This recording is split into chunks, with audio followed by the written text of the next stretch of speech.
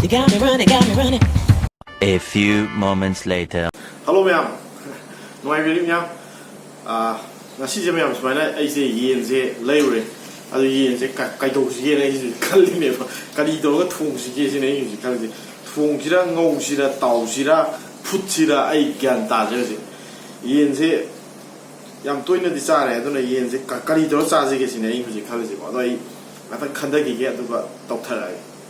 Sa ai tu mu nu mai bro.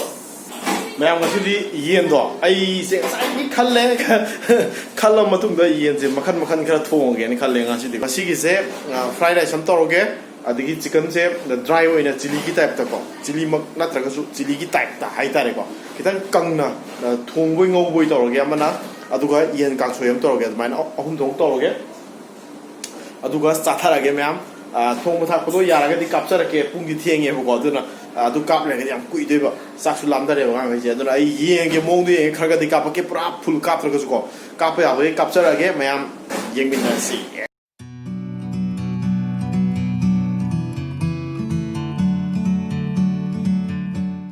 yam thong ko se le ma'am ai gi ngasai gi mixer do tilhau ne chanam ne sing ne loin mix torom ne da sida garam masala kitang hape aduga moro angang ma hapsale ko sigi ji hana ai ngorani ngasi gi kuthong ji gi ne se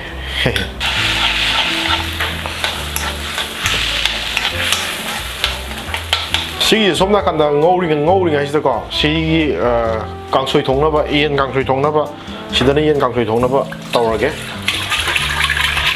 yen do sile asigi yen sima de khoi ricardo gi happy rage thong mada aduga kangsoi gi yen khara khan kala ga sida da hapsal lage yen gi kangsoi gi thang kala ge sida singhak sawn gi ge sawraga atai thak do myam phaksan ge cha yen gi ge cha cái đây nó nâng bỏ cái nào nó cho tôi bỏ cho nó cái nào nó nổ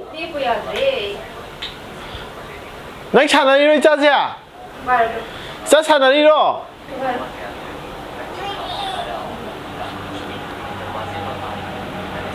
cha chả này rồi ơi yam hay cha gì ấy à yam hay yam hay wow yam hay cha wow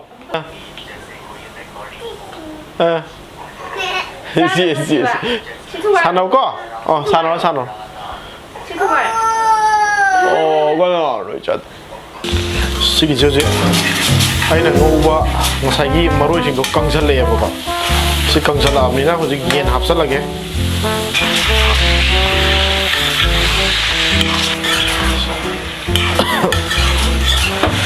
호직 시다 툼 합살라게 카메라 심으면 시대도 합하니 아두가 somnakangi 시기제 강소이제 시대도 합살라게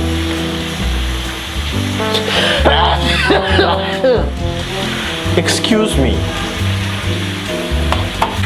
카메라 심으면 시다 가람 합하게 강소이제 가람 합하게 마추 파자나바 ngoksok 옥다나바 뭐 엉아마데 kitang 시기세 모록시나 호직 인상시다 합살라게 시제 카이도 직바다이도 방링아이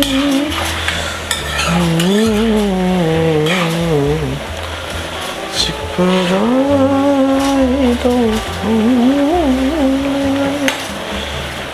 네 생각에 떠나비 남기삭담도 따뜻한 lerlari mitmangsidanan kana manglalatay wala ay fangkangare si kangsoi di kano da apo makum je swain to da thong mane na udre ko horen ko na thong lo ga da ucharage si loe 오마가 마 만웅가 얌 하고 먹는 문제는 이제 수주 야락가더라네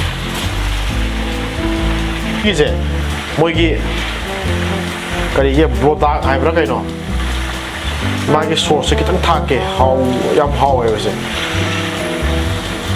얌디 타워 뭐람 사브네 그래서 기타 합게 2x spicy 기 그이노더니 소스 마기 플레버 동안 넘어요 가징 기타 부터 가징하다 쪼고도 아두기 타입 부터 마이 플레버 넘어요 하우 와이다 모로 부디 기타 사이도 하우 로셀레미암 옌 ngowba hojik nap lauraga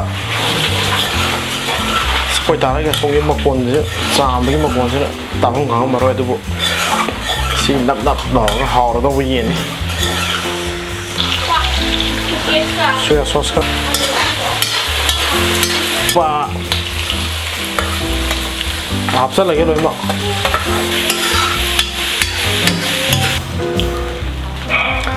loizare myam hojik sana ba tau jara ngasi aku yang salah saya chicken biryani chicken biryani chicken fried rice yen towba yen kangsoi salad makan kaleagea matpa with budak sauce budak siju budak thae si thakte si chai haujarage myam saba haujarage ado 보컴도 탐바 짠드레바 아도나 시기 보제 떨어 싸르게 스푼 싸르게 시고 있는데 오케이 mega mukbang tadi chicken pol mukbang pol lang 에이 sorry 하라니 ini sinan hanya mau sama di 사람네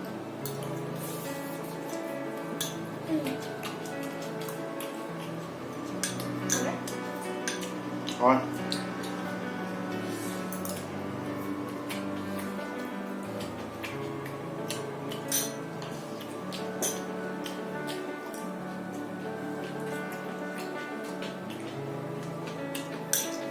现在时间跑，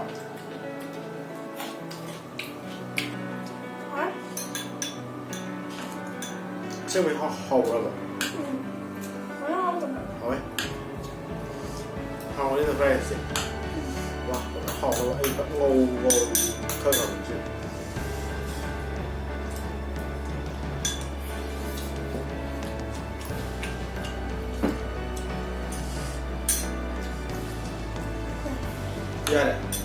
यार बने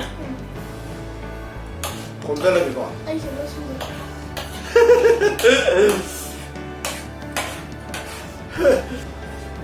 सिलो है क्या कितना हो गए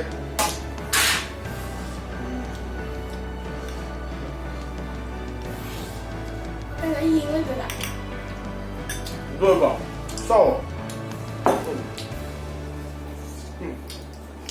sắc con sôi đúng lại này sắc con sôi quá thơm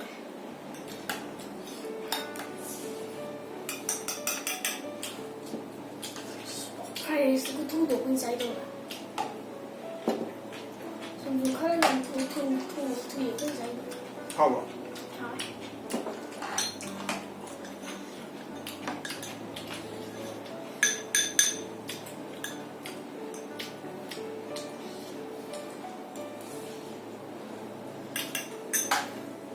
싹실이 파잖아 짜래 프라이드 스피드 짜고 그래 빨리 짜 전부 40배 너 전보네 이제 이엔 깎고 샤도 보이는 해 거기네 뭐 이제 샤서 뛰어도 봐 이게 리카도가 그냥 밤새고 자 다르게 시원해 양반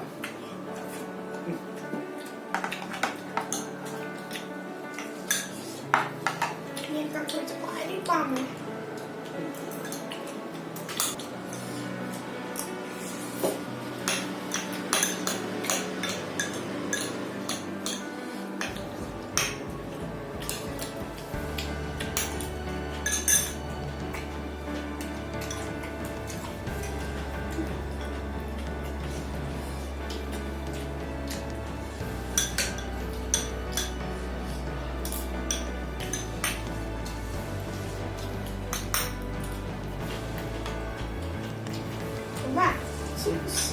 过的是过水吧？过了肉，过呀吧？这过了会走，用三斤走，用3元。过了再给。你刚水的还好。好嘞，好嘞。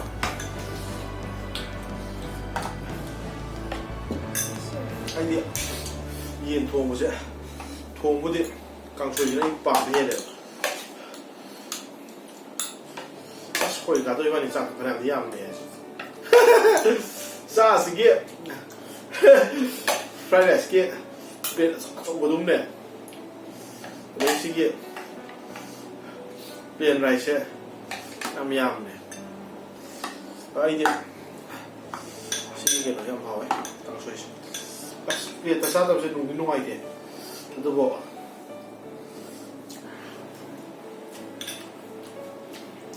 西瓜汤圆，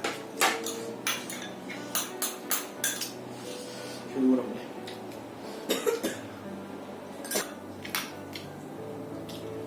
是的，快到尾了。我是快到尾了。是怎么才到尾了？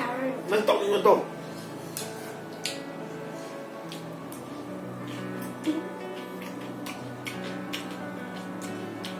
包了没有？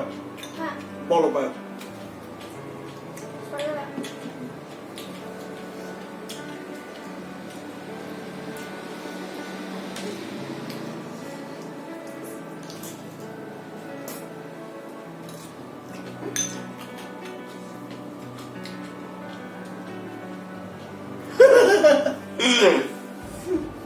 好不啦？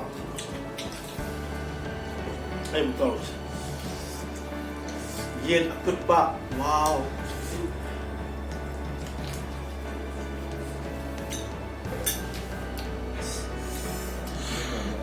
啊，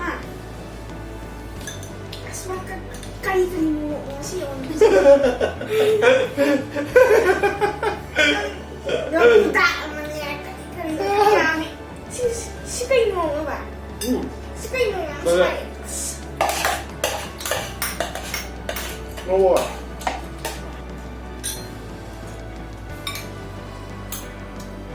啥样子做啊？做，不能干的。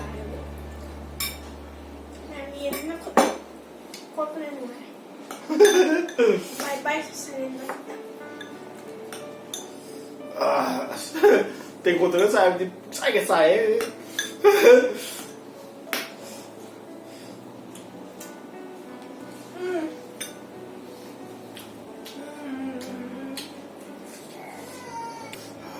ये लगा वो तो रंग नहीं चल लगे है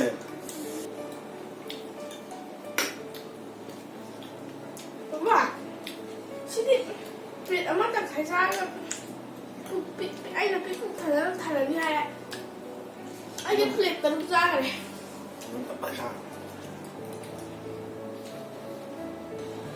asparanaท่านเลยใช่ไหม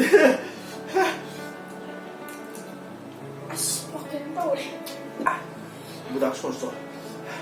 Tu ekspresi gitu. Iya betul. Bosan lagi mem. Petang jam segini. Bisa subuh tuh bilang ganti. Like tuh bilang share tuh bilang. Anu ya, anu bilang soalnya subscribe nanti